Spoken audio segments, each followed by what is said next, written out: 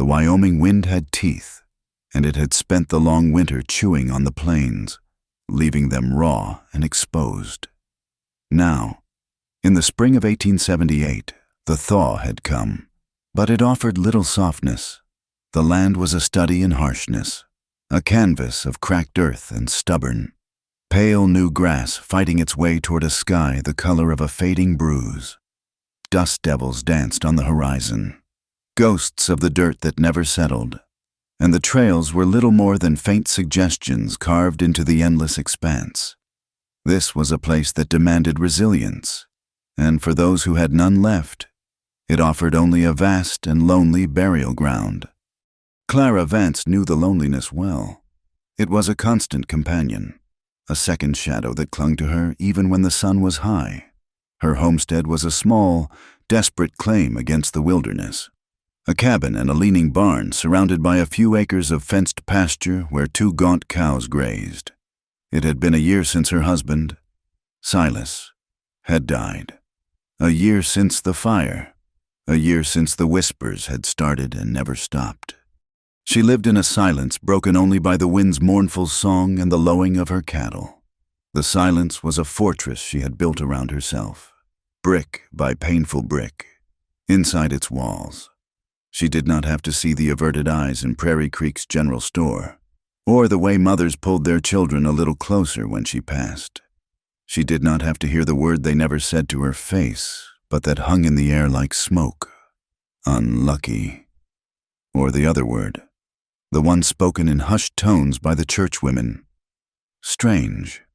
The truth, as the town saw it, was simple. Silas Vance was a man fond of the bottle, with a temper as volatile as kerosene. One night, he had drank himself into a stupor, knocked over a lantern, and the cabin had gone up in a roar of flames. He had perished in the inferno. Clara had escaped, but not unscathed.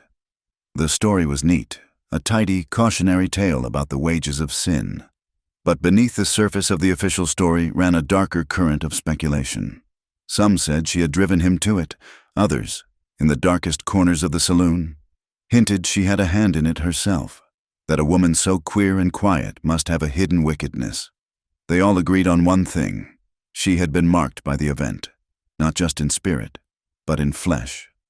The fire had left its map on her, a puckered, angry geography of scar tissue pulled tight along the left side of her face, from the edge of her eye down to her jawline. It felt like a permanent mask of shame. Another, wider scar covered her left shoulder and crept up her neck, a cruel handprint of the flames that had tried to claim her. She had learned to live with the constant, pulling ache of the skin, but the ache of the town's judgment was a wound that never closed.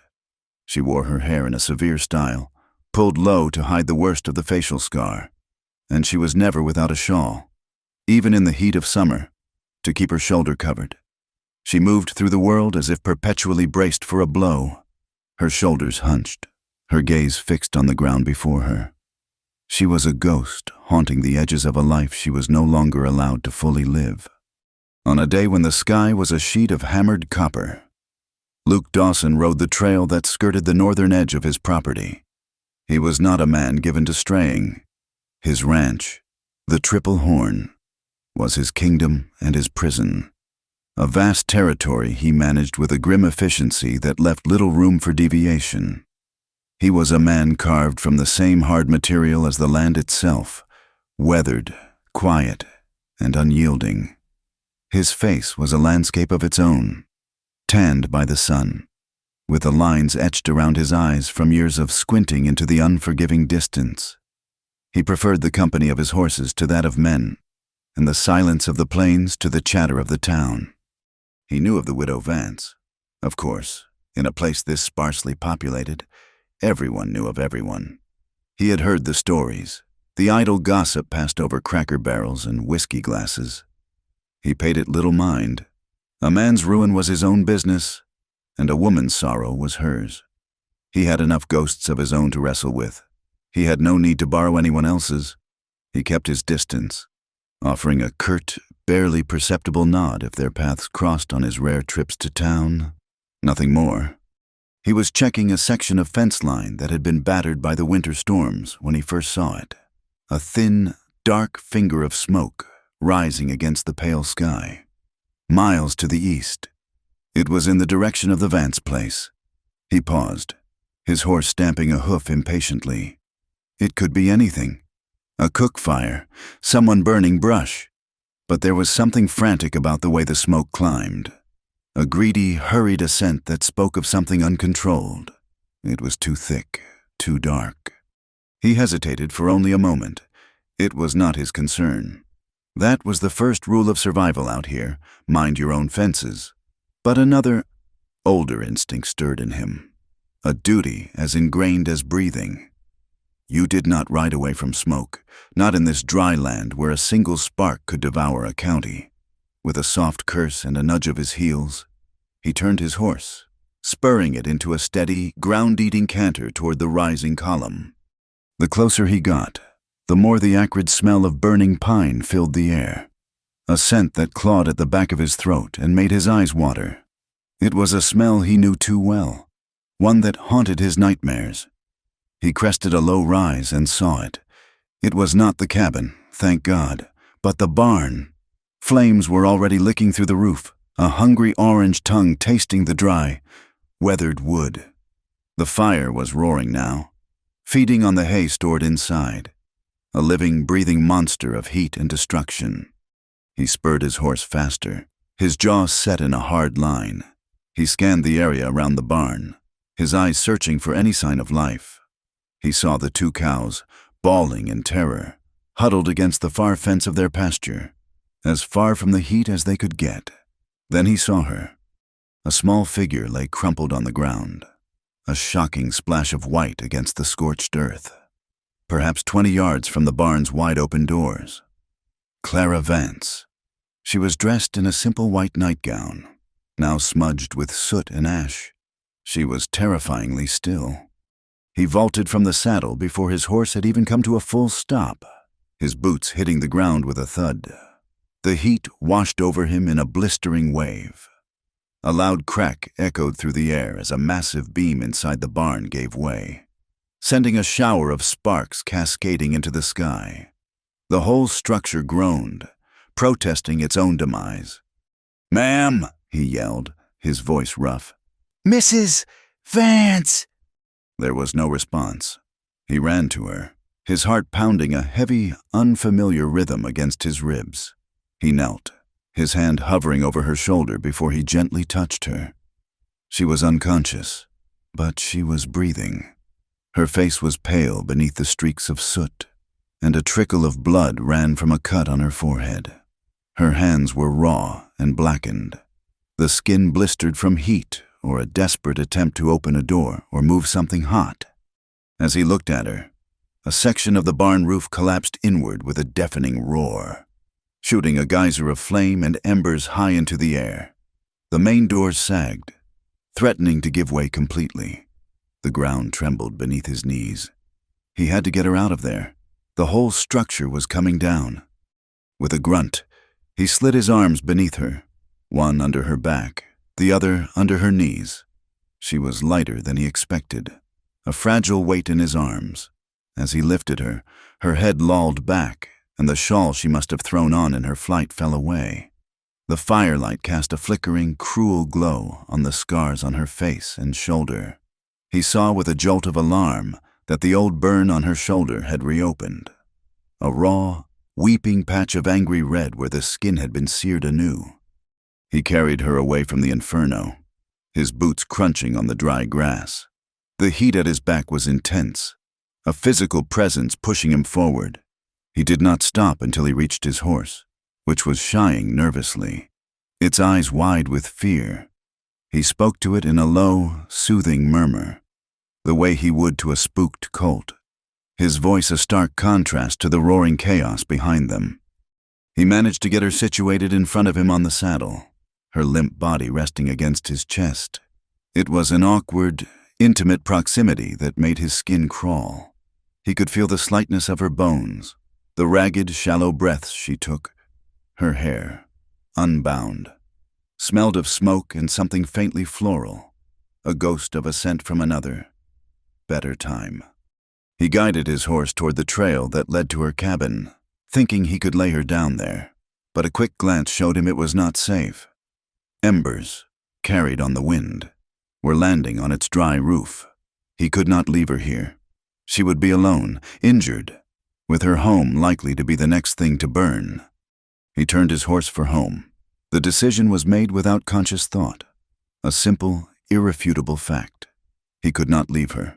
He did not know what he was doing, what trouble he was inviting into the quiet, walled-off life he had so carefully constructed. But the alternative was unthinkable. It was a half-hour's ride back to his ranch, a half-hour where the only sounds were the plodding of his horse's hooves, the distant roar of the fire, and the soft, almost inaudible whimpers that began to escape the woman in his arms. She was starting to stir. Her eyelids fluttered, and a low moan escaped her lips. He felt her stiffen against him, a flicker of awareness returning to her battered body. "It's all right," he said, his voice gruffer than he intended. "You're safe." Her eyes opened, but they were cloudy with confusion and pain. She tried to push away from him, a weak, frantic movement. "No, the barn, my things." "The barn is gone," he said, his tone flat, stating a fact. There was no sense in lying. "There was nothing to be done." Her body began to tremble, a violent, uncontrollable shaking. A sob tore from her throat, a sound of such raw, absolute despair it seemed to scrape his own soul raw. She wept without restraint, her tears carving clean paths through the soot on her cheeks. He said nothing, simply held her tighter, a human shield against a grief so large it seemed to have a physical weight.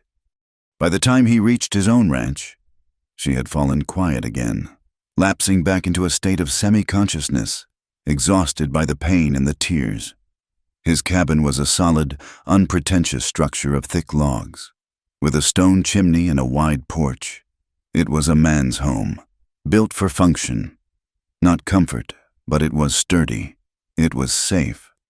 He dismounted, carefully, lifting her down from the horse. He carried her inside, kicking the door shut behind him. The interior was dim and smelled of leather, wood smoke, and coffee. A fire smoldered in the hearth. He laid her gently on his own bed, a simple cot in the corner of the main room, and pulled a rough wool blanket over her. Her nightgown was scorched and torn, and he knew he had to get her out of it and tend to her wounds. He found a clean shirt of his own and a bowl of water, tearing strips from an old sheet for bandages. He worked with a practiced, impersonal efficiency, his hands surprisingly gentle as he cleaned the cut on her forehead and carefully washed the soot from her face and hands. The burns on her hands were bad, blistered and painful. The reopened wound on her shoulder was worse. It needed to be cleaned and dressed properly. He hesitated, his hands hovering over the neckline of her gown. It felt like a violation, a crossing of a line he had never intended to approach. He took a breath, his face grim. It had to be done. He carefully worked the scorched fabric, cutting it away from the wound with his pocket knife. He cleaned the angry flesh as gently as he could, his touch light, his movements economical. It was then that she woke again. Her eyes flew open, wide with panic and fear. They were a startling shade of gray, the color of a stormy sky. And right now they were filled with a tempest of confusion. She saw him, a large, looming stranger leaning over her. She felt the cool water on her skin, saw the ruined state of her gown, the intimate nature of his care. A small, choked sound escaped her lips. Her immediate instinct was to hide, to cover herself. Her burned hands were clumsy as she tried to pull the blanket higher, to shield her scarred face from his gaze. She flinched away from his touch, her whole body trembling like a snared rabbit. He froze, his hands immediately pulling back as if he had been burned himself. He stood up, putting distance between them, a silent acknowledgement of her terror. Her voice, when it came, was a raw, broken whisper, barely audible over the crackling of the fire. It was a plea, a command, and a confession all in one. the sum of a year of shame and isolation. Don't look at me. Clara woke to the smell of wood smoke and the unfamiliar weight of a heavy wool blanket. For a moment, she was adrift, untethered from the horror of the night before. Then it came rushing back in a tidal wave of memory. The crackle of flames, the suffocating smoke, the crushing weight of loss. She sat up with a gasp, her heart hammering against her ribs. The movement sent a fresh wave of pain through her shoulder and hands. She was not in her cabin. She was in a room made of dark, sturdy logs, the gaps chinked with dried mud and grass. A low fire glowed in a stone hearth, casting a warm, flickering light across a simple wooden table and 2 chairs. The air was clean, tinged with the scent of pine and something savory, like broth. She looked down at herself. She was wearing a man's linen shirt, the sleeves rolled up a half-dozen times to free her bandaged hands. It was far too large for her, the fabric soft from countless washings, and it smelled faintly of sun and clean sweat. The door opened, and Luke Dawson stepped inside, carrying 2 steaming bowls. He stopped when he saw her awake, a flicker of uncertainty crossing his stern features. He was a large man, built of the same solid, unyielding stuff as his cabin. He moved with a quiet economy, no wasted gestures. He seemed to take up all the air in the small room. "You're awake," he said. It was not a question, but a statement of fact. His voice was a low rumble, like distant thunder. He set the bowls on the table and gestured toward one of them with his chin. "Soup. You should eat." Clara clutched the blanket to her chest, a useless shield. The intimacy of the situation was a fresh brand of shame. This man had seen her at her most vulnerable, had carried her, had undressed her wounds. The thought made a hot flush creep up her neck, a heat that had nothing to do with fire. "Where am I?" she asked, her voice raspy. "My place, the Triple Horn Ranch." He did not look at her directly, busying himself by adding a small log to the fire. "Your barn is gone. The fire took it completely. The wind carried some embers, and your cabin's roof caught, but I managed to put it out before it took hold. There is some damage, but it is still standing." The words hit her with the force of a physical blow. Gone.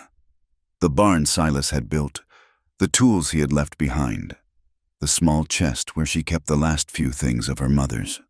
Everything that had tied her to a life before this one turned to ash. Tears welled in her eyes, hot and stinging, but she refused to let them fall. She would not weep in front of this stranger. "I have to go back," she said, making a move to swing her legs off the cot. A dizzy spell washed over her, and the room tilted violently. She fell back against the pillows with a groan, the pain in her shoulder a sharp, insistent throb. "You'll do no such thing," Luke said, his voice leaving no room for argument. He brought a bowl of soup and a spoon to her bedside. "You'll stay here until you're healed. Eat." The tension in the small cabin was as thick as smoke. It was a silence filled with unspoken things. Her shame, his discomfort, and the yawning chasm of her absolute destitution.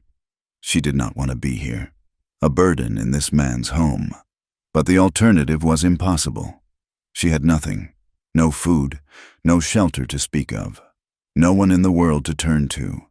She was trapped in a cage of his kindness, and it chafed at her raw pride. She took the bowl, her bandaged hands clumsy, and ate the soup in silence. It was thin but hot, and it settled a small warmth in the cold, empty pit of her stomach. For Luke, her presence in his home was a disturbance of a different kind. It was a crack in the carefully constructed wall he had built around his own past.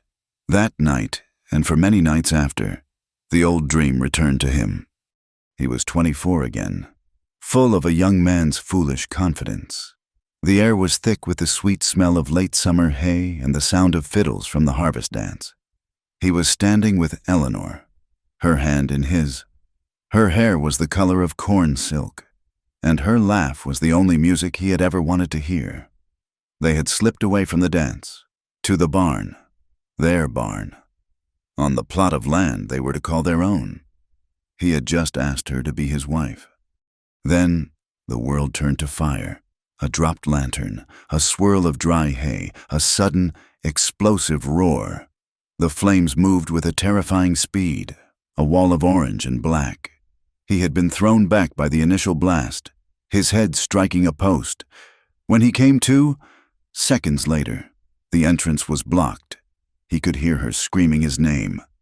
He had thrown himself against the burning doors, the wood scorching his hands and arms. He had screamed her name until his throat was raw, but he could not get through. He could not get to her. He had been forced to stand there, helpless, and listen as the woman he loved was consumed by the inferno. He would wake from the dream with a strangled cry, his body slick with sweat, the phantom smell of smoke in his nostrils.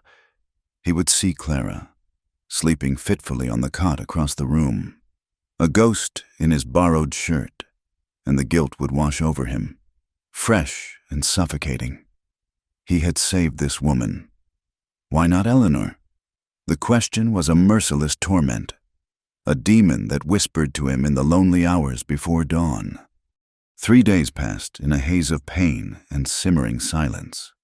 Clara's strength began to return in small increments. The dizziness faded, and she could walk the length of the cabin without faltering. Luke was a constant, quiet presence. He changed her bandages with an impersonal efficiency, his touch firm but gentle.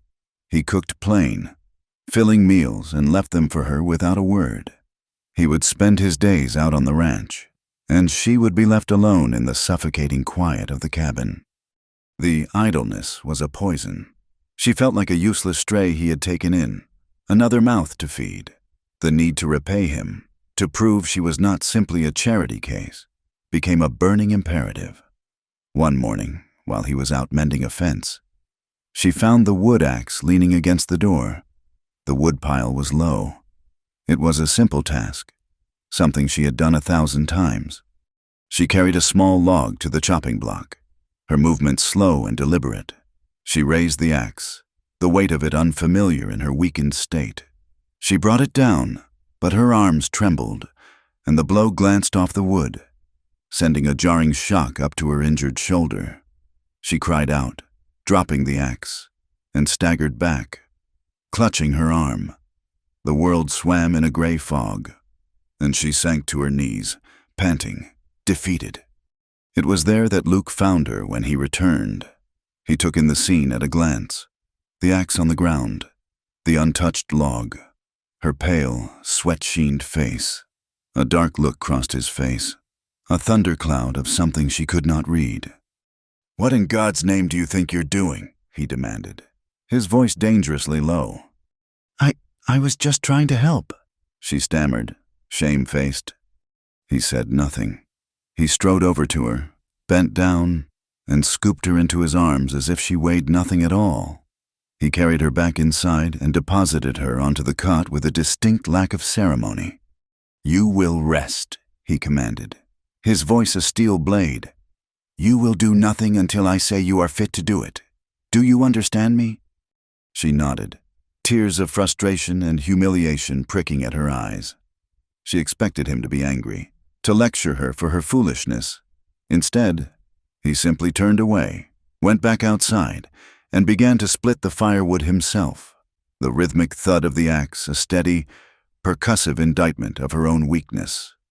Later, he came back inside and silently placed a cup of cooled well water by her bed. The gruff, unspoken concern in the simple gesture touched her more than any kind words could have. A week after the fire, Luke had to ride into Prairie Creek for supplies. He insisted that she come with him. Her cabin needed to be inspected, and she needed clothes. He lent her an old, worn dress that had belonged to his mother, and a thick shawl to cover herself. The journey was made in silence, the air between them thick with things unsaid.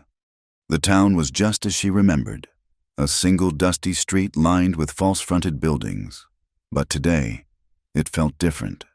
As they rode in, she felt the eyes on them, The silence that fell over the boardwalk as they passed. The curtains that twitched in windows. She pulled the shawl tighter, her knuckles white, while Luke conducted his business at the blacksmith's. Clara slipped into the general store. The bell above the door announced her arrival with a cheerful jingle that felt like a mockery. Mrs. Gable, the proprietor's wife, was behind the counter, deep in conversation with Mrs. Hemlock, the preacher's wife. They stopped talking the moment they saw her. The air grew heavy, charged with a hostile curiosity. Clara kept her eyes down, pretending to inspect a bolt of calico. She could feel their stares on her back, dissecting her, judging her. Then she heard the whispers, not meant for her ears, but loud enough to carry in the sudden stillness. "Look at her," Mrs. Hemlock murmured, her voice laced with a venomous piety. "Shameless. First her husband dies in a fire, now she latches onto the first lonely man to come along." "They say she's been living out at his ranch this whole time," Mrs. Gable added, her voice dripping with insinuation. "A widow, unchaperoned.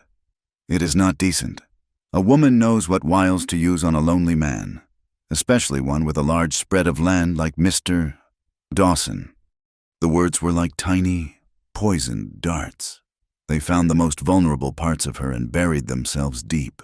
She felt the blood drain from her face, then rush back in a hot, painful wave. She wanted to run, to flee, but her feet felt as though they were nailed to the floor. She dropped the bolt of fabric, her hands shaking too much to hold it, and turned, her head held high out of sheer, desperate pride. She walked out of the store, not looking at them, the cheerful jingle of the bell sounding her retreat. She was leaning against the wagon, trying to compose herself. When Luke returned, he saw her pale face, the tremor in her hands, and his eyes narrowed. "What is it?" She shook her head, unable to speak. He did not press her. He helped her onto the wagon seat and they started for home. But as they passed the saloon, a group of men were standing outside. Jedediah Smith, a known gossip, caught sight of them and called out to his companions, just loud enough to be heard. "There goes Dawson with his new prize, the scorched widow. Wonder what she had to do to earn her keep." Luke pulled the wagon to a halt so abruptly that the horses tossed their heads in protest. In one fluid motion, he was off the seat and on the ground. He strode toward the men, his face a mask of cold fury. They took a step back, suddenly looking less sure of themselves. "Jedediah," Luke said, his voice quiet but carrying an unmistakable threat. "You have something to say. You say it to me." Jedediah swallowed, his bravado evaporating under Luke's glacial stare. "No offense meant, Luke, just talk." "Talk," Luke repeated, the word tasting like poison. "A woman loses everything she has, her home, everything she owns, and your first instinct is to dirty her name with your cheap talk. That is not talk. That is the sound of a man with no decency." He took a step closer, towering over the smaller man. "If I hear one more word about Mrs. Vance that is not born of Christian charity and respect, I will personally remind you what real decency feels like. Do we have an understanding?" Jedediah nodded quickly, his eyes wide. Luke held his gaze for a moment longer before turning his back on them and walking back to the wagon. He climbed back onto the seat without a word. His defense of her had been swift and absolute, but as they rode out of town, Clara knew it had only made things worse. He had claimed her, in a way, in front of them all. The rumors would not stop. They would grow. That night, the silence in the cabin was heavier than ever. The fire crackled in the hearth, the only sound in the room. Luke was cleaning a rifle, his movements precise and methodical. Clara sat on the cot, stitching a tear in the dress he had given her. The domestic scene felt like a strange and painful lie. Finally, she could bear it no longer. The truth of her past, the secret she had guarded so fiercely, felt like a stone in her throat. "It was not an accident," she said, her voice small in the quiet room. Luke's hands stilled. He looked up, his dark eyes meeting hers. He waited. "The first fire, with Silas." She took a ragged breath, the words tasting of ash. "He had been drinking for 3 days.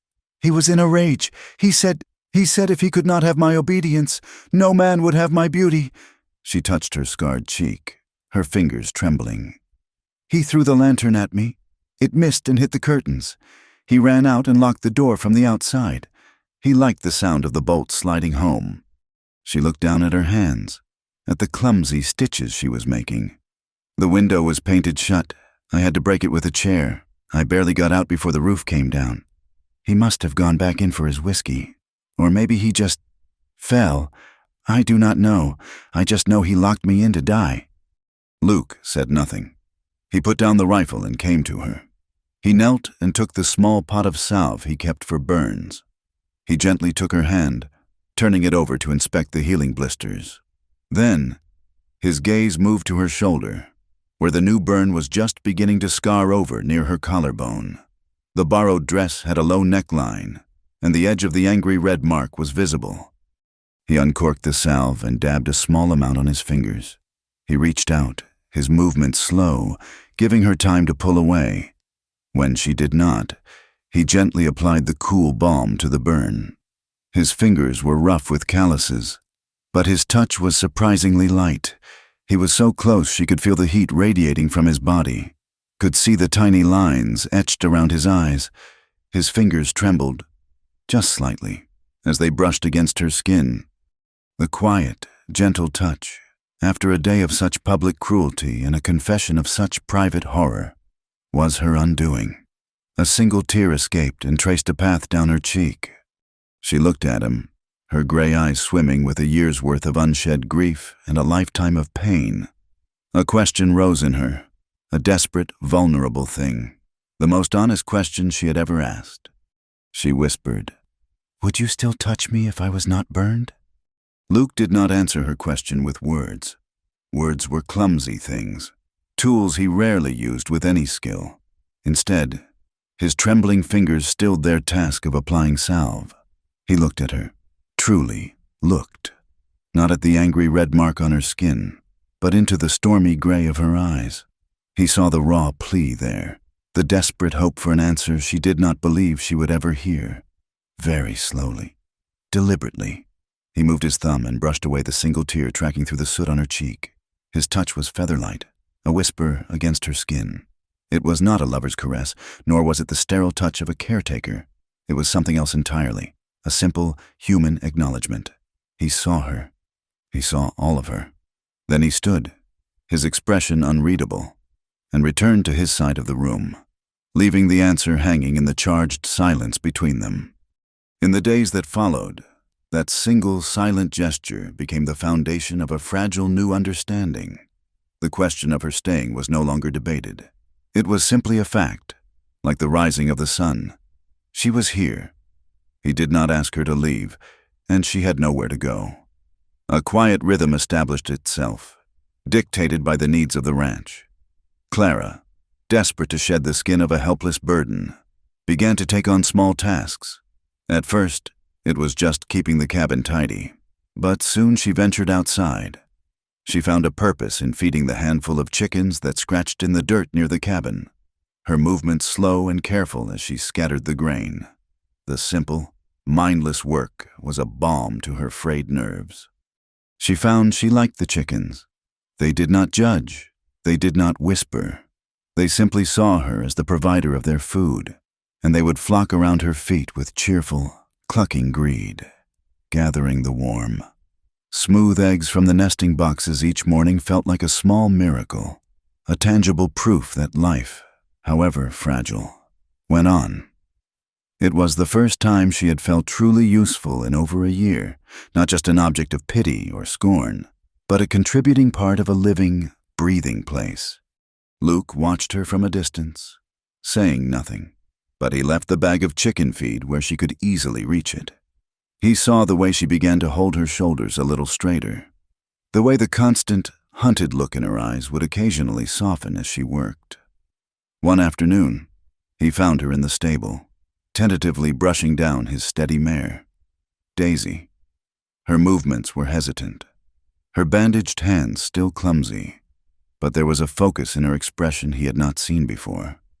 She likes a firm hand, he said, his sudden voice making her jump. I'm sorry, she said, immediately dropping the brush. I should have asked. I did not say stop, he replied, his tone gruff. He picked up another brush and began working on the horse in the next stall. They worked in a companionable silence, the only sounds the rhythmic scrape of brush against hide and the soft snorting of the horses. The air in the stable was warm and smelled of hay and leather, a comforting, honest scent. I used to ride, Clara said softly, her voice barely a whisper. A long time ago, before... She did not need to finish the sentence. Before Silas, before the fire. Luke stopped brushing and looked at her. There is no reason you cannot ride again. The next day, he saddled Daisy for her. The mare was an old, gentle soul, with kind eyes and a patient demeanor. But as Clara stood beside the horse, looking up at the height of the saddle, a wave of fear washed over her. It all felt too big, too precarious. I cannot, she said, shaking her head.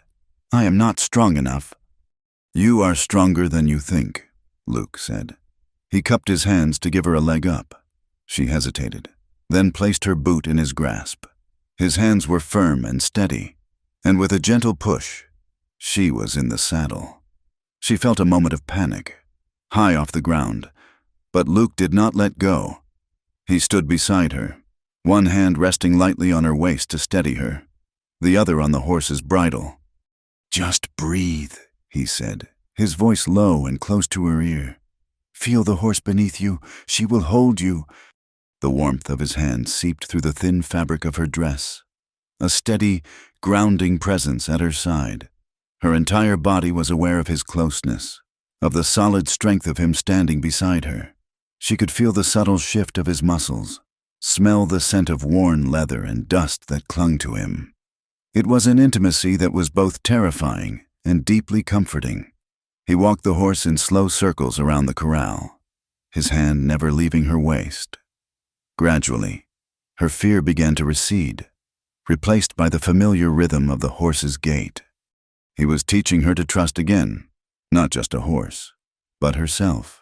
And she, in turn, was breaching the walls of his solitude in a way no one had in years. He was acutely aware of the fragile woman in the saddle, of the curve of her waist beneath his palm.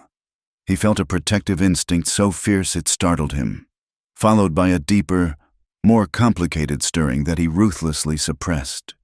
He was a man haunted by a fire, and she was a woman forged in one. There was a gulf of grief and guilt between them that he believed could never be crossed. They both felt the pull, the dangerous current of an unspoken attraction, and they both resisted, clinging to the safe shores of their own sorrow. One rainy evening, the world outside dissolved into a gray sheet of water, confining them to the small, warm space of the cabin. A restless energy filled Clara, a need to do something other than sit with her own thoughts. She began to tidy the few possessions Luke kept in a large wooden chest at the foot of his bed, refolding his spare shirts and blankets. Her fingers brushed against something hard and smooth tucked into a corner beneath a stack of woolens. Curious, she drew it out. It was a small, intricately carved wooden box, a music box. It seemed impossibly delicate in this rough-hewn, masculine world. She turned it over in her hands, her fingers tracing the tiny, carved roses on the lid. She looked at Luke, who had been watching her, his face unreadable in the flickering firelight. "Go on," he said, his voice quiet.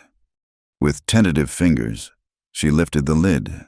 A tiny, tinkling melody filled the cabin, a sweet, sad tune that spoke of forgotten ballrooms and gentle summer evenings. It was a sound of heartbreaking beauty. "It is beautiful," she whispered, her eyes fixed on the tiny, rotating cylinder inside. "It was Eleanor's," Luke said. The name fell into the room and seemed to hang in the air between them. heavy and real. My fiancé, it was her mother's. Clara closed the lid, silencing the sad little tune. She looked at him and saw not the stoic, self-sufficient rancher, but a man drowning in a loss so profound it had hollowed him out from the inside. She finally understood the source of the deep well of sorrow in his eyes, the reason for the walls he built so high. He was still grieving. The realization was a quiet ache in her own chest, a new layer of complication in the tangled web of their shared existence. He was not just a savior, he was a fellow survivor, just as scarred on the inside as she was on the outside. The fragile piece of their routine was shattered 2 weeks later. The mail rider, a wiry young man named Billy, made a special trip out to the ranch, an unusual occurrence. He handed Luke a small stack of letters, among them one for Clara, her name, written in an aggressive, spidery script, made her stomach clench. It had been forwarded from the post office in Prairie Creek. Her hands trembled as she broke the seal. The letter was from Luther Vance, her late husband's older brother. It was short, brutal, and to the point. He had heard of the fire.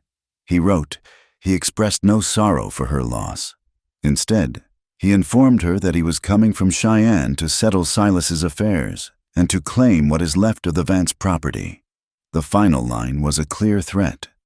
That includes anything or anyone residing on it. What is it? Luke asked. Seeing the color drain from her face, she handed him the letter, her hands shaking. He read it, his jaw tightening, his eyes turning to chips of granite. He has no claim. The land was your dowry. The deed is in your name. That will not matter to a man like Luther, Clara said, her voice barely a whisper. He is like Silas, only meaner. He believes a woman is property, the same as a horse or a dog.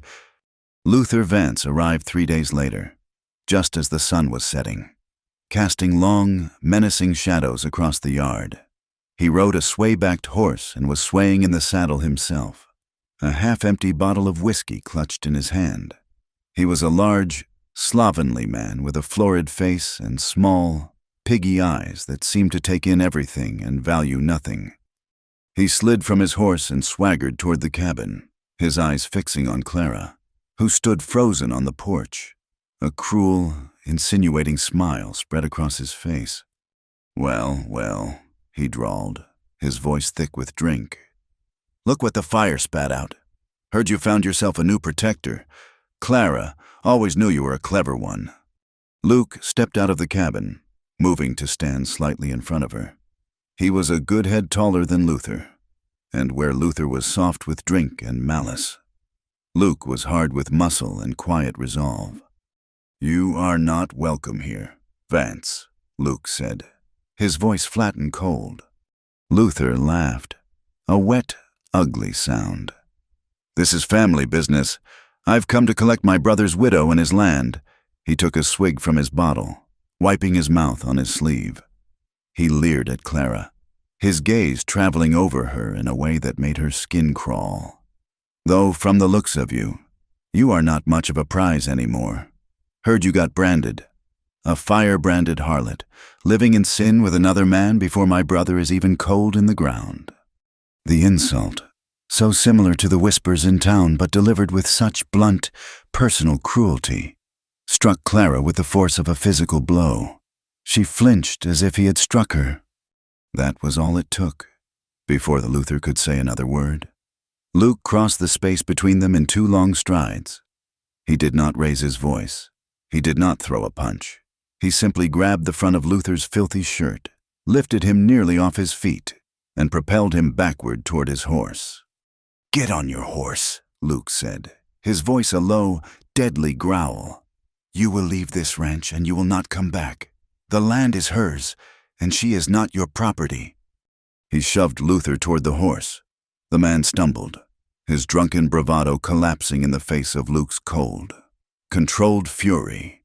He scrambled into the saddle, his face purple with rage and humiliation. This is not over, he spat, yanking on the reins. You will regret this, both of you. He spurred his horse and galloped away, a foul stain on the clean evening air. That night, the walls of the cabin seemed to press in on Clara. Luther's words echoed in her mind, a venomous chorus, fire-branded harlot, not much of a prize anymore. They affirmed her deepest, darkest fear, that she was ruined, tainted, an object of revulsion. The small steps she had taken toward healing, the fragile sense of worth she had begun to build, all of it had been burned away by the heat of his hatred. Luke sat by the fire, cleaning a saddle strap, the silence between them a living thing. He had not spoken of the incident, but his presence was a steady anchor in the storm of her emotions. Still, it was not enough. She stood up, her body trembling with a resolve born of utter despair. Her hands, shaking so badly she could barely control them, went to the buttons of the shirt Luke had lent her. The shirt she was still wearing. One by one, she undid them. Luke looked up, his hands stilling, a question in his eyes. She did not stop until the shirt hung open. The soft, flickering lamplight fell upon her, illuminating the scarred landscape of her skin. The angry, puckered flesh on her shoulder and collarbone seemed to glow, a stark testament to the fires that had shaped her. She stood before him, trembling, stripped bare not of her clothes, but of her pride, of all her defenses. Her voice was a ragged whisper, filled with a pain so deep it was almost soundless. "Would you kiss them?" she asked, tears streaming freely down her face. "Just once, so I know I'm not ruined." He rose slowly from his chair and came to her. He did not speak. He reached out and cupped her face, his rough thumbs gently wiping away her tears. His gaze was intense, filled with a tenderness she had never seen before. He lowered his head and pressed his lips to the scarred skin at her temple, a soft, reverent touch. He kissed the angry line that ran down her jaw. Then, he moved lower, his lips brushing against the ruined flesh on her collarbone. And finally, the widest, most damaged part of the scar on her shoulder. Each kiss was a prayer, an absolution. He was not kissing her in spite of her scars. He was kissing the scars themselves, acknowledging the pain, honoring the survival. He finished and pulled back, his forehead resting against hers. They did not undress. They did not speak of love. He simply wrapped his arms around her, pulling her tight against his chest, and held her as she sobbed. He held her in the dark, a silent guardian against the ghosts of her past and the cruelty of the world. And in the space between her tears and his steadfast silence, a soft, choked sound escaped her throat. It was something between a gasp and a laugh, a sound of unbearable pain and unbelievable relief. Something unspoken, fragile, and beautiful had just bloomed in the ashes. The morning after Luther's visit dawned clear and cold, but the air inside the cabin held a new, fragile warmth. The kiss, or rather, the series of kisses, had not been a prelude to passion, but an act of profound validation. It had been a quiet, sacred moment that had redrawn the map of their relationship. The chasm of pity and obligation that had separated them had been bridged. Now, they stood on common ground, two souls marked by fire, who had found a strange and tentative peace in the geography of each other's scars. Clara woke with a sense of resolve that felt foreign and exhilarating. For a year, she had been a creature of reaction, buffeted by the winds of tragedy and rumor. She had hidden. She had endured. She had made herself small in the hopes of becoming invisible. But Luther's ugly words, followed by Luke's gentle reverence, had ignited a spark of defiance in her. She would not be defined by men like Silas or Luther. She would not be a fire-branded harlot or a prize to be claimed. She found Luke by the corral, tightening a cinch on his saddle.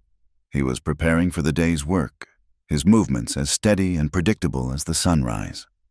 "I will not let him take my land," she said, her voice clear and firm, without a trace of the tremor that usually accompanied any mention of her past.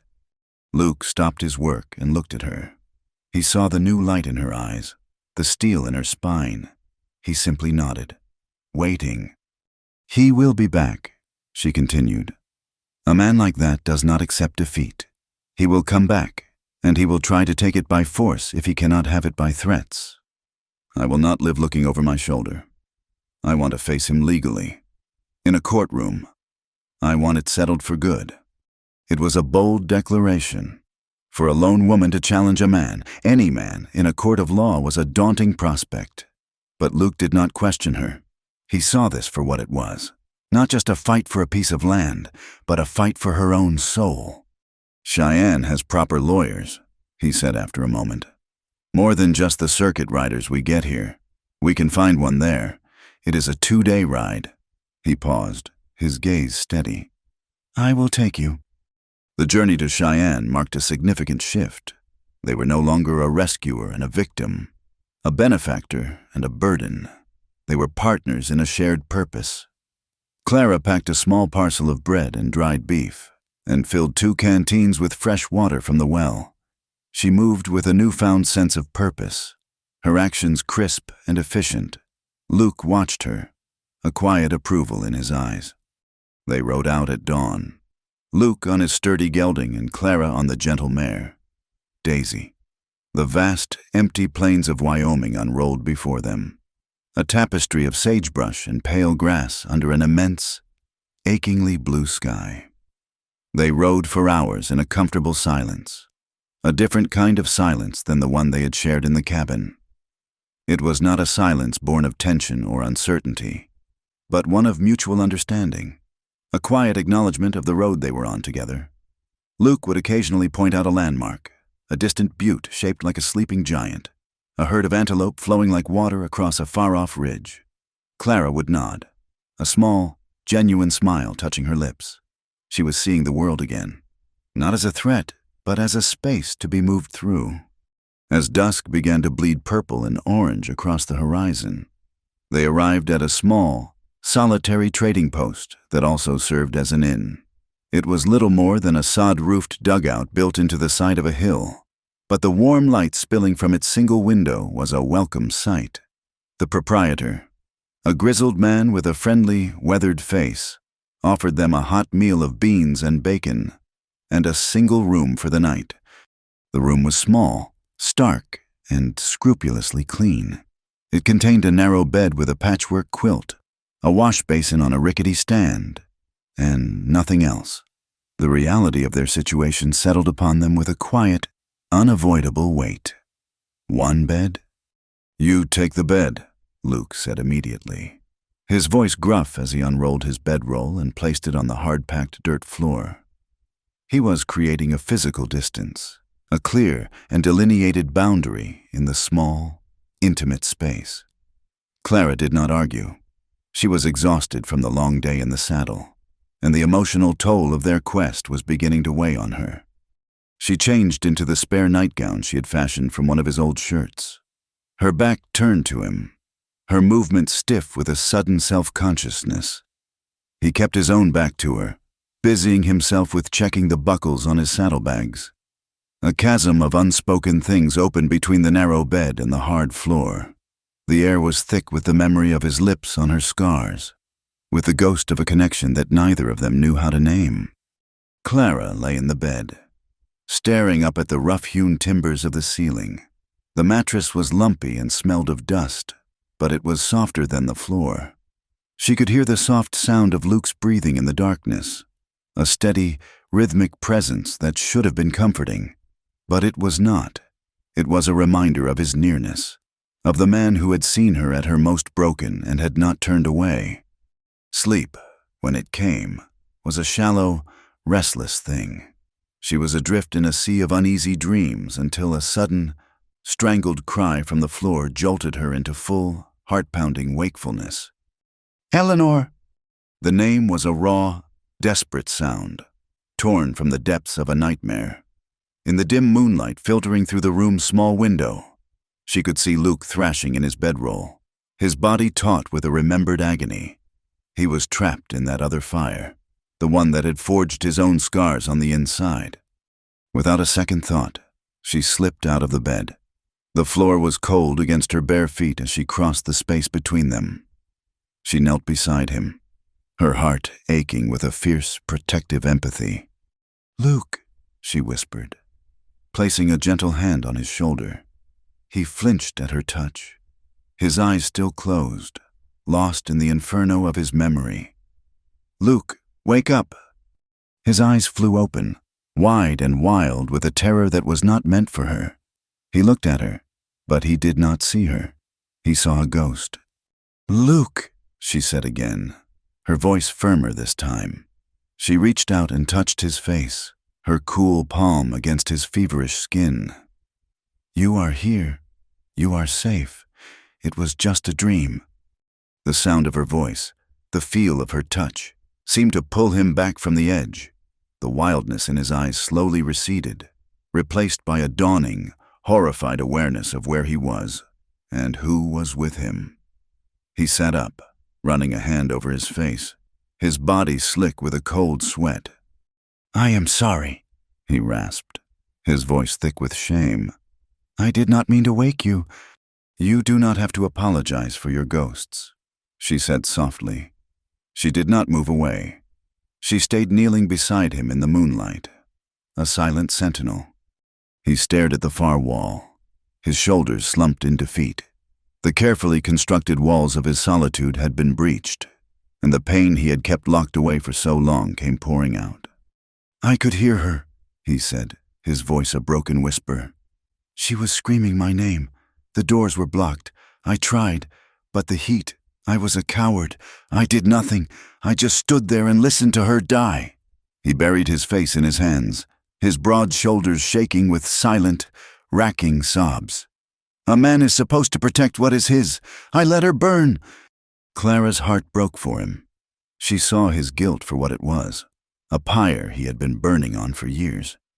She reached out, not to his shoulder, but to the top button of her nightgown. She undid it, and the one below it, pulling the fabric down just enough to expose the newly healed burn on her collarbone, a pale, pinkish scar in the moonlight. Look at me, Luke, she whispered. He lifted his head, his eyes shadowed with a grief so profound it seemed to have no bottom. He looked at her, at the mark the fire had left on her. You saved me, she said, her voice trembling with the force of her conviction. When my world was nothing but fire and fear, you rode into it and you pulled me out. You did not stand there. You did not do nothing. You saved me. She leaned closer, her forehead pressing against his. Maybe that means you are forgiven. His ragged breathing hitched. He looked at her, truly seeing her, and the years of self-imposed damnation seemed to crack. He reached up, his hand cupping the back of her head, his fingers tangling in her hair. He pulled her to him, and his mouth found hers. The kiss was nothing like the chaste, reverent touches he had given her scars. This was a kiss born of desperation and a desperate, dawning hope. It was a raw, searching thing, a question and an answer, a release of pain and a tentative promise. It was long and slow, a deep, trembling exploration in the quiet dark. Desire, hot and sharp, flared between them. A different kind of fire, one that promised not destruction but a fierce, cleansing life. But as the kiss deepened, as she pressed herself closer to him, he hesitated. A tremor went through his body, and he pulled back slightly, his breathing ragged. The ghost of Eleanor was still in the room, a shadow between them. Clara saw the conflict in his eyes, the guilt warring with a need so profound it frightened him. She would not be a substitute for the woman he had lost. She would not be a penance for his perceived sins. I want all of you, Luke, she whispered, her voice fierce and steady in the darkness. Not just your guilt. Her words struck him with the force of a revelation. He looked at her, at this incredible, resilient woman who had offered him not just comfort, but absolution. He finally saw that she was not a ghost of his past, but a tangible, breathing hope for his future. He did not kiss her again. Instead, he wrapped his arms around her and pulled her down onto the bedroll with him. He held her close, her head tucked under his chin, his arms a circle of solid warmth around her. They lay entangled, two survivors clinging to each other in the dark. They did not make love. The moment was too fragile, too sacred to be rushed. It was enough, for now, to simply hold on, to know that they were not alone in their haunting. They slept, finally, a deep and dreamless sleep, wrapped in the quiet promise of a new beginning. In Cheyenne, they found a lawyer, a sharp-eyed man named Mr. Abernathy, who listened to Clara's story with a grim expression. When she produced the deed to her land, signed and dated a week before her marriage to Silas, his expression cleared. "This is ironclad. Mrs. Vance," he declared. "Your brother-in-law is a blustering fool with no legal leg to stand on." The court proceeding was a brief, almost anticlimactic affair. Luther Vance stood before the judge, his face flushed with whiskey and indignation, and made his claim based on what he called family right. Mr. Abernathy simply presented the deed. The judge took one look at it, then at Luther's dissipated face, and dismissed the claim without a second thought, warning Luther against any further harassment of Mrs. Vance. Walking out of the courthouse and into the bright Cheyenne sunlight, Clara felt a lightness she had not known in years. It was not just the legal victory. It was the knowledge that she had stood up for herself and won. Luke walked beside her, his presence a quiet, solid reassurance. Their return to Prairie Creek was different. News traveled fast in the territory, and the story of the widow Vance facing down her brutish brother-in-law in court had preceded them. The whispers had not stopped, but their character had changed. There was less scorn and more grudging respect.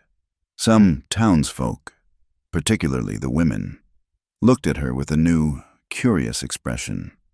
They still saw her as tainted, as a woman marked by tragedy. But now there was a flicker of something else in their eyes, admiration for her strength. She was no longer just the scorched widow. She was the woman who had fought back. When they arrived back at the Triple Horn, the ranch felt different. It was no longer just his refuge and her shelter. It was something they had defended together. The next morning, Clara rode Daisy over to her own small, damaged cabin. With a quiet sense of ceremony, she packed her few remaining possessions, a change of clothes, a small book of poems, her mother's silver locket, into a cloth bag. She took one last look at the place where she had been so unhappy, and then she rode back to Luke's ranch. She moved her things into his cabin, placing her book on the small shelf beside his bed and hanging her locket from a nail by the window. It was a small, simple act, but it was a profound declaration.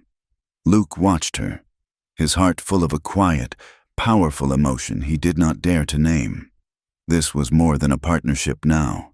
It was a shared life, slowly, carefully being built from the ashes of their pasts.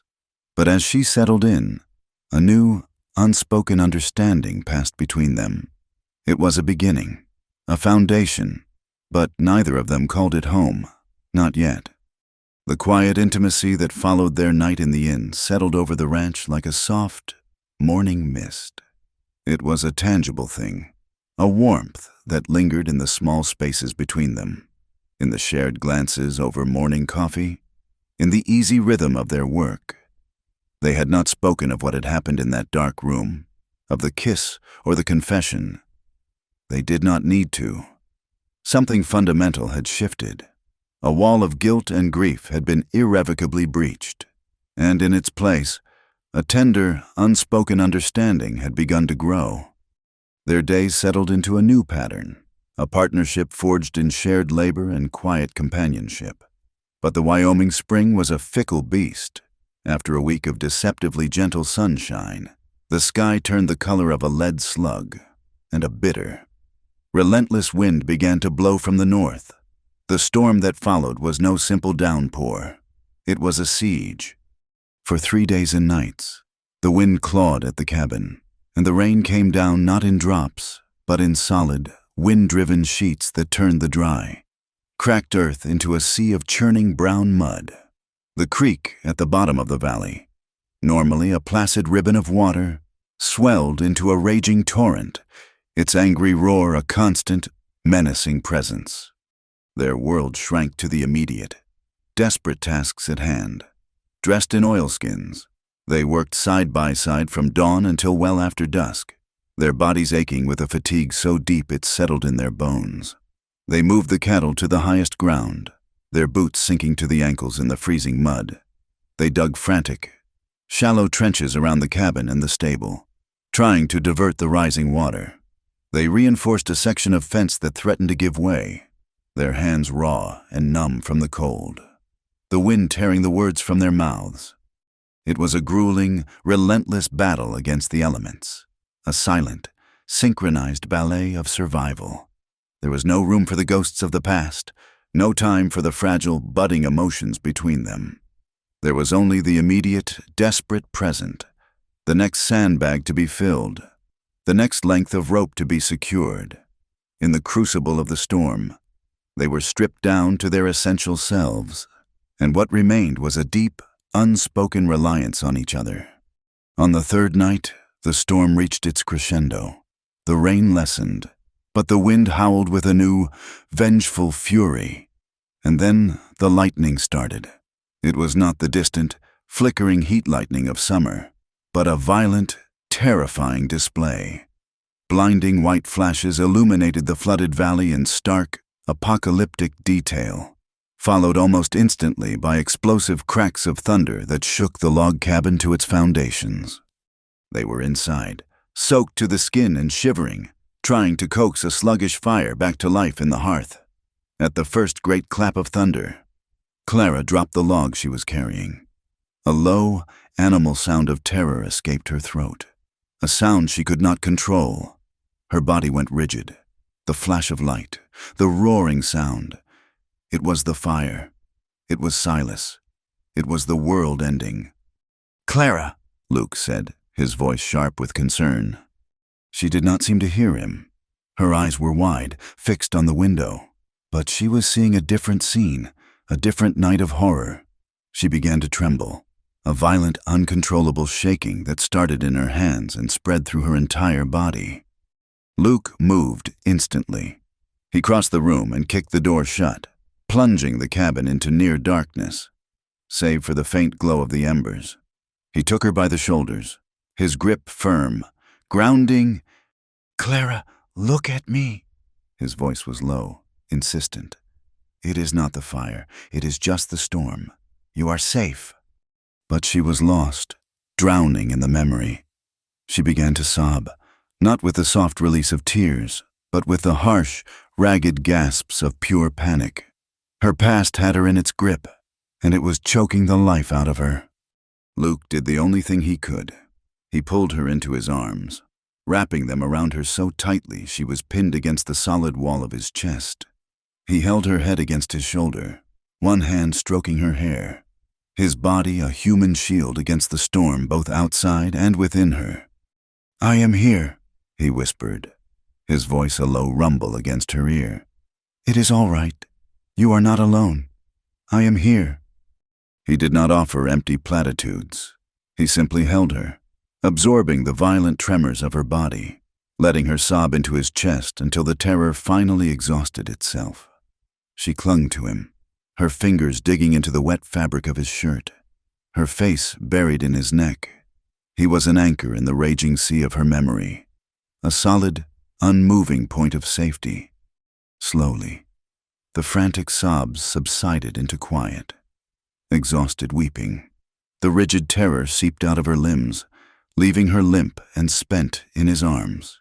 The emotional walls she had so carefully constructed, the ones that had already been cracked by his kindness and weakened by her own growing feelings, finally crumbled into dust. In the dark, with the storm raging outside, there was nothing left between them but the raw, unvarnished truth of their shared pain and their desperate need for comfort. He led her to the cot and sat her down, never releasing his hold on her. He knelt before her, wiping the tears from her face with his rough thumbs. In the dim glow of the fire, her eyes were huge, luminous pools of vulnerability. She looked at him, and in his face, she saw not pity, but a deep, resonant empathy. He understood. He leaned in, and this time there was no hesitation, no ghost between them. He kissed her, a tender, searching kiss that was an answer to a question she had not even dared to ask. It was a kiss of profound comfort that slowly, inevitably, deepened into something more. It was a slow, deliberate exploration, a rediscovery of a language their bodies had all but forgotten. He lifted her into his arms and carried her the few steps to his own bed, laying her gently on the rough wool blankets. There, in the storm-lashed darkness, they finally came together. It was not an act of frantic passion, but a slow, almost reverent union. It was a desperate attempt by two lonely, damaged people to prove to themselves, and to each other, that their bodies still knew tenderness. His hands moved over her scars, not with the clinical touch of a caretaker, but with the gentle reverence of a worshiper, mapping the history of her pain and finding beauty in the survival. Her own hands explored the hard, strong lines of his body, seeking the unseen scars she knew were there. It was a quiet, desperate confirmation that a touch could be a comfort, not a cruelty, that a body could be a source of solace, not shame. Afterward, she wept again, but this time, the tears were different. They were a quiet, overwhelming torrent of a year's worth of shame and a lifetime of loneliness, now mingled with a joy so sharp it was almost a pain. She felt utterly exposed, her heart and her body laid bare before him. She turned her face into the pillow, a wave of the old shame washing over her. "I am sorry," she whispered. He pulled her back against him, his arm a warm, heavy weight across her waist. He pressed his lips to her scarred shoulder, a soft, reassuring touch in the dark. "Do not be," he whispered, his voice thick with an emotion she had never heard from him before. He paused, and when he spoke again, his words were the balm her soul had been crying out for. "I see all of you, Clara, all of you, and I still want you." The next morning, the storm had broken. A pale, watery sun was trying to break through the clouds, and the world outside was washed clean, though the evidence of the flood's destruction was everywhere. Inside the cabin, a new, quiet peace had settled. They moved around each other with a gentle, unspoken awareness, the awkwardness replaced by a deep, resonant intimacy. That afternoon, while Luke was assessing the damage to the fences, Clara felt a new sense of purpose stirring within her. Her own healing, her own slow crawl back toward the light, was not something to be hoarded. It was something to be shared. She thought of the other women in Prairie Creek, the other widows and lonely spinsters, women who, like her, were living on the fringes, defined by their losses. She found a small, half-used ledger, a bottle of ink, and a pen. She sat at the table, the afternoon sun warming her back, and she began to write. She wrote to Martha Gable, whose husband had been killed in a mining accident 2 years prior. She wrote to the elderly Mrs. Peterson, who had lost her husband and 2 sons to fever. She wrote to any woman she could think of who might know the particular brand of loneliness that had almost consumed her. Her letters were simple, direct, and honest. She did not offer pity.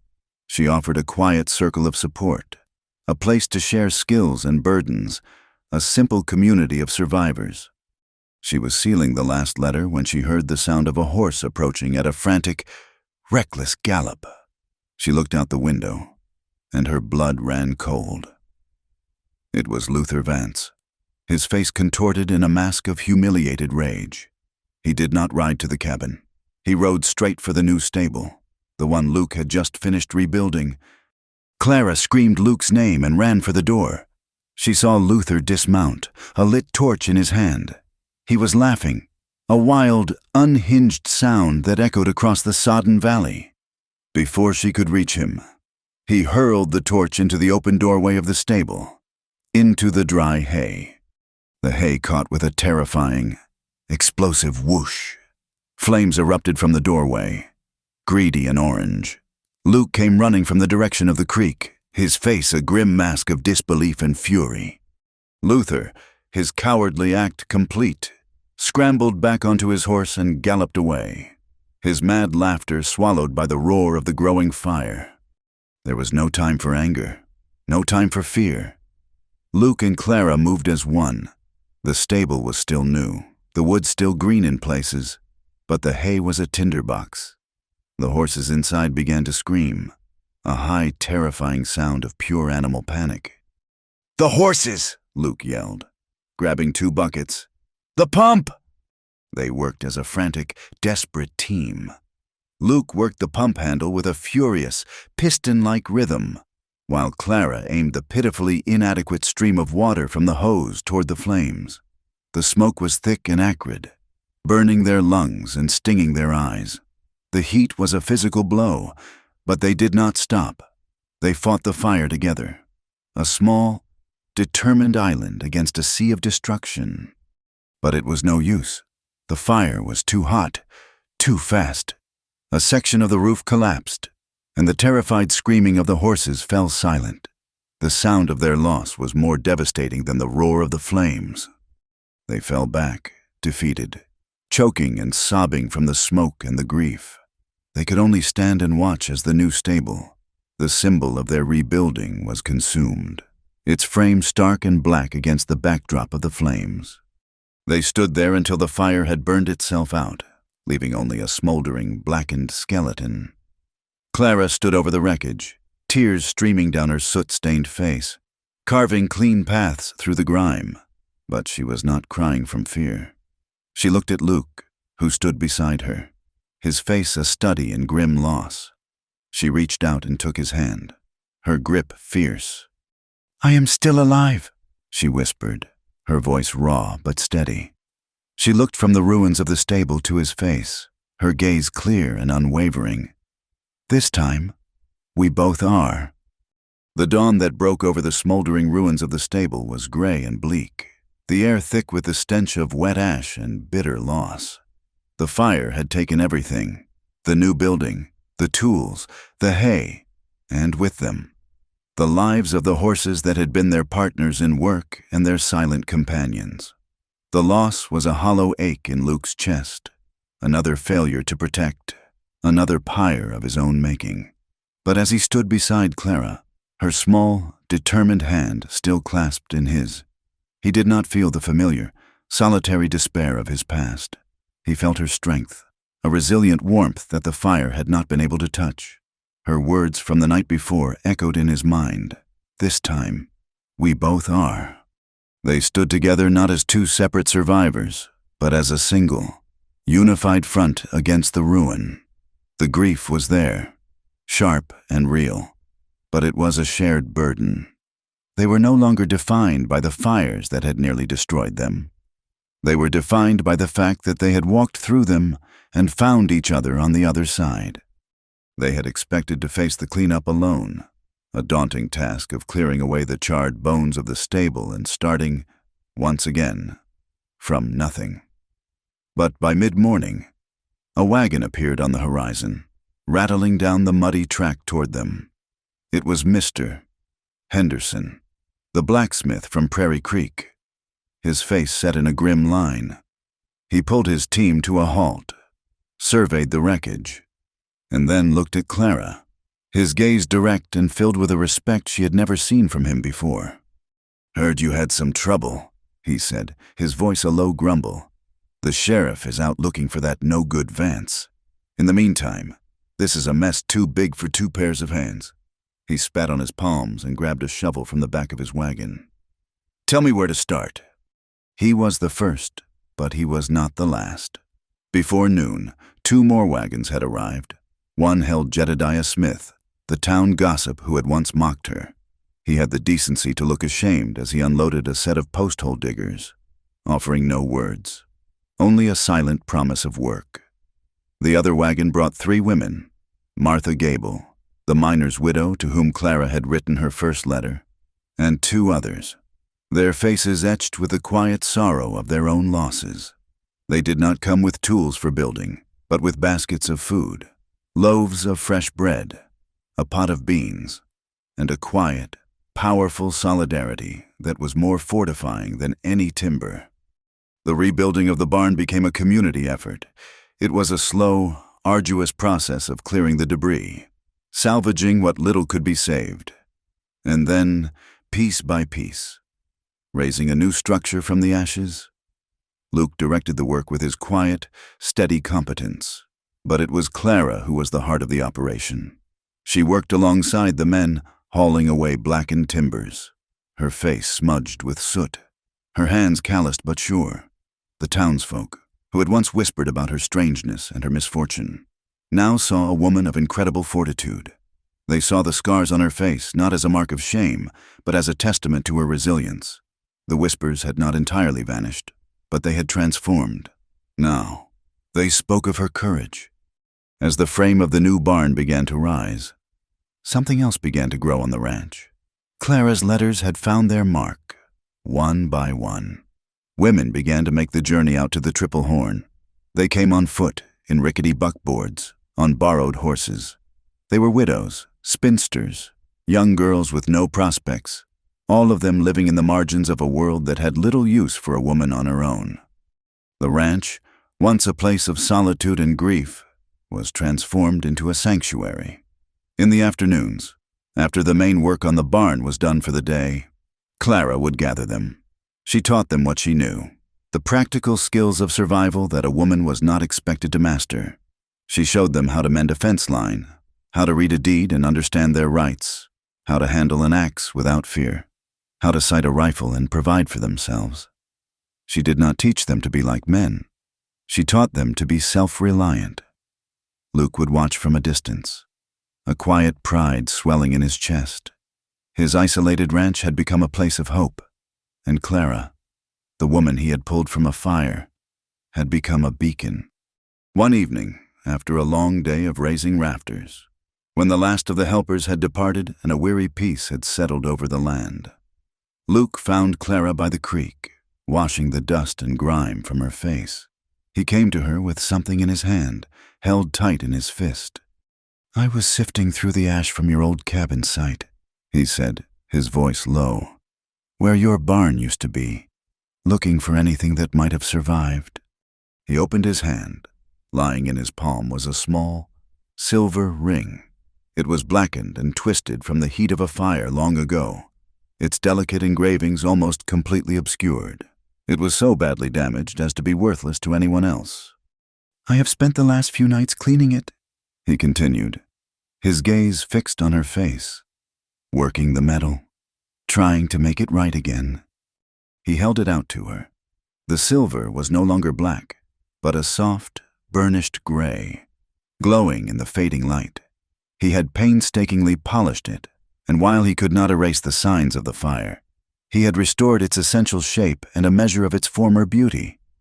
The heat had left tiny, pitted marks across its surface, like scars. "It is scarred, like us," Luke said, his voice thick with an emotion he no longer tried to hide. "But it still shines." He did not kneel. He did not make a grand speech. He simply stood before her, offering this small, imperfect, resurrected thing. It was a piece of her past, a piece of his past, a symbol of everything they had both survived. Tears welled in Clara's eyes as she looked from the ring to his face. She saw in his eyes a love as strong and as steady as the mountains on the horizon. A year ago, she would have believed she was unworthy of such a love, that her scars made her unlovable. 6 months ago, she would have accepted because she needed a savior, a protector to stand between her and the cruelty of the world. But now, she was not the same woman. She was a woman who had faced down her past, who had built a community, who had fought a fire with her own 2 hands. She did not need saving.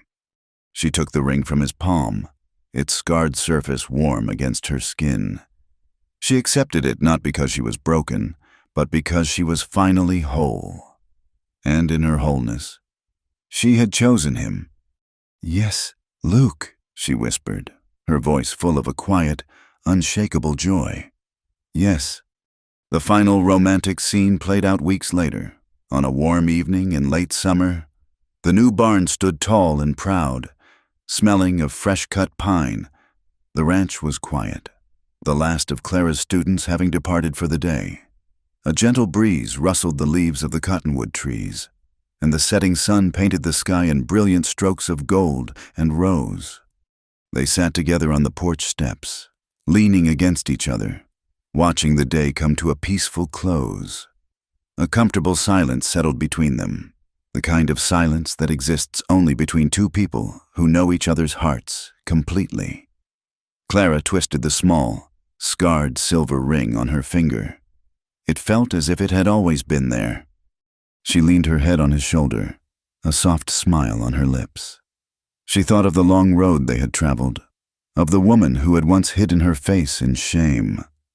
She looked up at him, her gray eyes full of a deep, unwavering love. "Will you still kiss me when I am old and wrinkled?" she asked, her voice a playful whisper, but the question held the weight of a lifetime.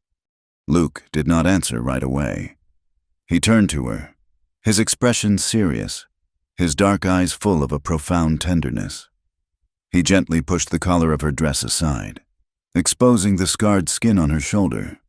He knelt before her on the porch steps, taking her hand in his. He lowered his head and pressed his lips to the center of the scar, the place where she had once been most broken. The kiss was not one of pity or even of acceptance. It was a kiss of adoration, a vow made to every part of her, past and present. He looked up at her, his voice a low, steady promise that resonated in the core of her being. "Every day," he whispered, "until we are dust." In the distance, across the valley, a thin plume of smoke began to rise against the darkening sky. For a heartbeat, a ghost of old fear flickered between them. Then, they both recognized it for what it was. Not the angry, black smoke of destruction, but the soft, gray smoke of a neighbor's supper fire, a simple, comforting sign of life, of a home, of peace. A laugh, clear and joyous, bubbled up from Clara's chest. She stood, pulling Luke up by the hand, her eyes sparkling. "Come on," she said, her voice full of a future they had earned. "Our own supper is waiting." The story ends with a quiet image, two survivors, scarred but undeniably alive, walking hand in hand through the doorway of their cabin, bathed in the warm, golden light of the setting sun, leaving the ghosts of the past behind as they stepped into a future they had built together from the ashes. Thank you for listening to our story. Please let us know in the comments where you are tuning in from to connect with others. And do not forget to subscribe to the From Wild West channel and share your thoughts in English.